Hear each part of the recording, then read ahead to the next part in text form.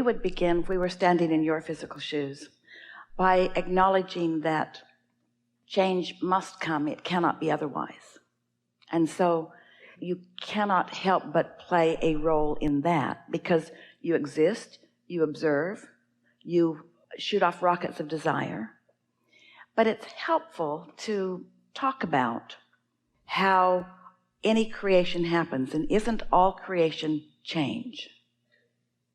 Because all creation is experiencing what is, acknowledging how it could be better, launching the rocket of desire, and then lining up with it. Yes? So what you might say is, there are a couple of steps that we get to play in this change that we were born to be a part of. We can do the asking part, which we can't help but do that. We can be step one. Source is going to be step two. The vortex, the law of attraction, the cooperative components gathered. When you ask, it is given. Someone should write a book about that. So we're using your perspective and your words, we can be step one part of the change, where we focus, we really see the injustices, we launch strong rockets of desire because we expose ourselves to strong momentum of unwanted. And so we're part of the big rocket of desire where we not only want, but we demand something to be different.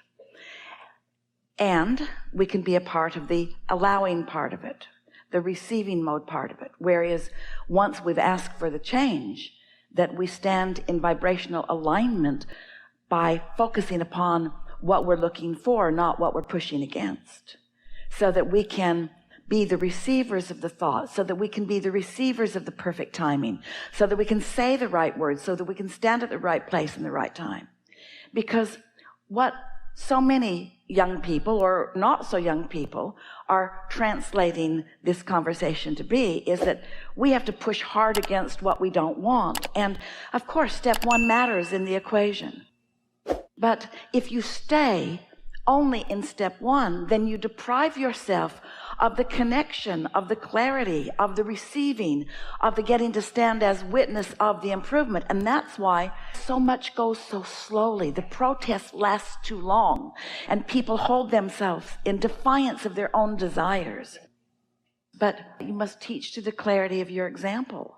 And the thing that happens to so many people that want to lead movements is that they have discovered that the majority of the population of the planet, the majority of those people are in step one, pushing hard against step one.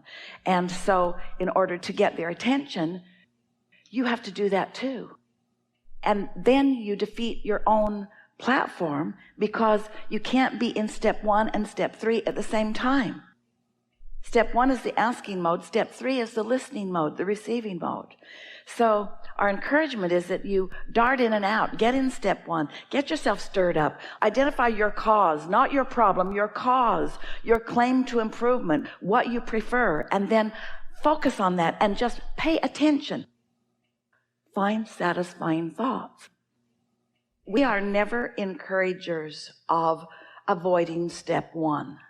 We just don't want you to make a life career out of step one. And most people, once they get in step one, that's where they want to stay. And the reason is this.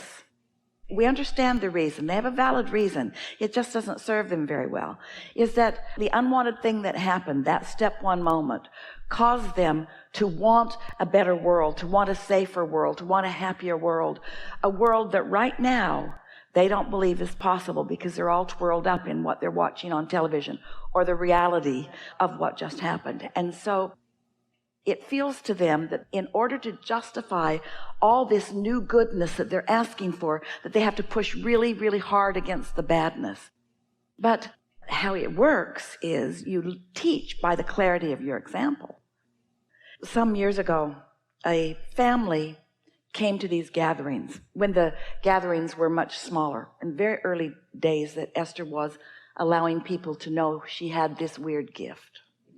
And two people married, husband and wife, both physicians, and they had a small airplane that they flew frequently to do humanitarian work in communities not too far from where they lived. And they had a young daughter, and they were flying back to their home in the desert and misunderstood which way the wind was blowing and approached the landing from the wrong direction, and their plane flipped over and caught fire. And no one was hurt. They got out of the plane, but the young girl was shaken by it. And what her statement to her mother was, we've been listening to Abraham and we believe we create our own reality. And how did we do this? Now she felt vulnerable and afraid, and her mother wanted to know what she might say. And we said, hardly anybody survives a plane crash, but you did. You came in from totally the wrong direction, flipped over, caught on fire, and all got out. We'd say, something's going well for you, wouldn't you? And so the important thing is to do whatever you can do to help your daughter maintain her connection with her source. Because when she's in connection with her source, she'll feel good. She'll feel safe. She will attract things that are. And the worst thing you can do is fan the flames of what makes her feel vulnerable. And so we get it. People don't want to hear that. They want you to face reality, and they want to take all kinds of action. But you're leading us to the most important thing that we will talk about here together today. You're really going to like it, how it ties together, and the tool that it will give you for clarity along the way and success in whatever it is you're teaching or living yourself. So in every moment that you are awake in your physical body, you are in the receiving mode of something, because you can't turn your tuner off. It's on, which means you are emitting a vibrational signal, which means you are receiving a vibrational signal, because whatever station you're on is what's coming back to you. The question that you might want to ask yourself as you're moving through the day, it ties in with this satisfied or not satisfied, is what receiving mode am I in? Am I in the receiving mode of source, who knows the whole picture of me? Or am I in the receiving mode of CNN, who has a different agenda today? What receiving mode am I in? Because depending upon what receiving mode you're in, either will gain momentum. In time, there will be enough momentum that you'll want to take action. But you just want to make sure that you're in the receiving mode. Esther has just sent off to the printer a proof for a new dash card. It's a card you can put on the dash of your car. It was either that or a bumper sticker, and she didn't think it was a good idea for you to run around with a bumper sticker that said under the influence. When you look at it, you can't tell what it says because it's all backwards and funny. But when it's on your dash, it reflects onto your windshield. So low on your windshield, it's a nice reminder. Under the influence. What influence am I under? Am I under the influence of my inner being, which means am I in the receiving mode? Or am I under the influence of fearful, worrisome things? So step one, of course, be awake in this world, be alive in this world, and let what comes to you in this world serve you in the way you intended. Let knowing what you don't want help you to know what you do want. For example, when you're listening, when you're under the influence of source, the eventual ideas that will flow to you will be ideas such as offering love as often as you can, and noticing in advance those who are feeling like fish out of water, and maybe doing something to soothe them before they feel so disenfranchised and misunderstood that they are actually in a place that as they're trying to move up the emotional scale, they move into revenge.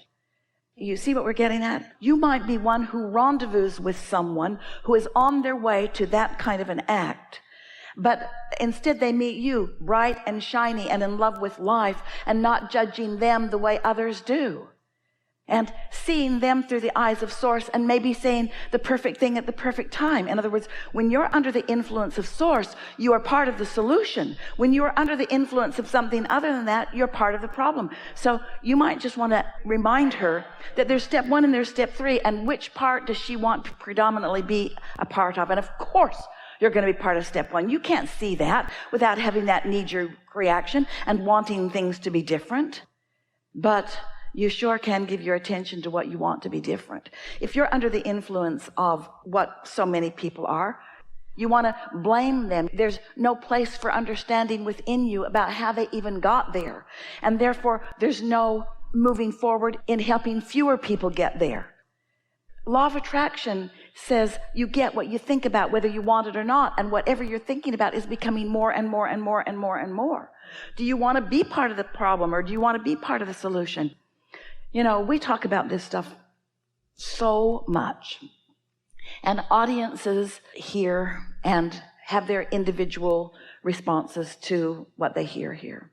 And we know that as we speak universal truths, as we speak of the laws of the universe as we know them to be, that to those who are hearing it, it could just be another set of words that are just another set of words.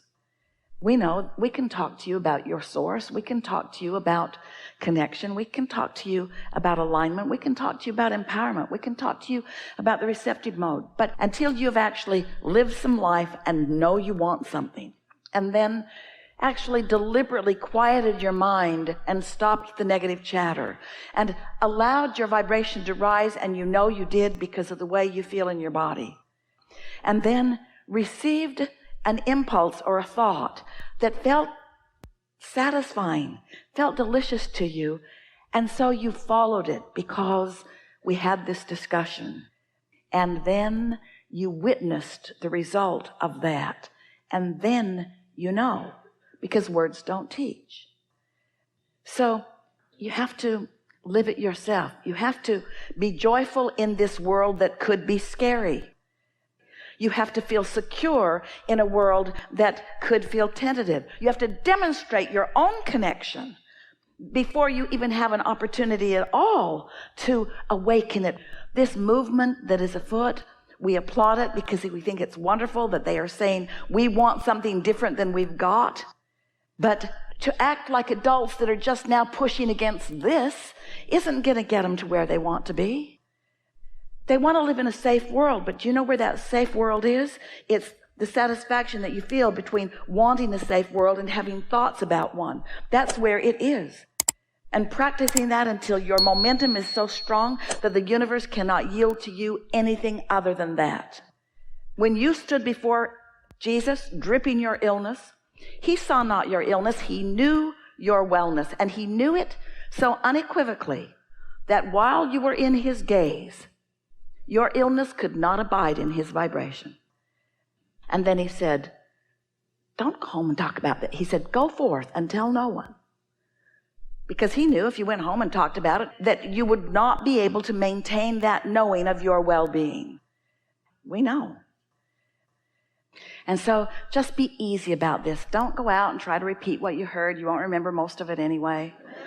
Just reach for as much satisfaction in thought as you can find and take it really, really, really, really easy. Your vortex is so full of wonderful things, and you have guidance within you that is so extra active right now because you've been in the receiving mode off and on, but mostly on, and you're in a different vibrational place, which means your point of attraction has shifted, and your relationship with everyone on the planet is different now than it was before. So your ability to recognize that receiving mode or not, there'll be more keen awareness within you. These are really good times. These are really good times. There's more contrast, which means there's more expansion. And now with this knowledge, there will be more keeping up with your expansion, which means there'll be more joy, which is what it's all about, yes? There is great love here for you. And as always, we remain joyously and stubbornly in your vortex.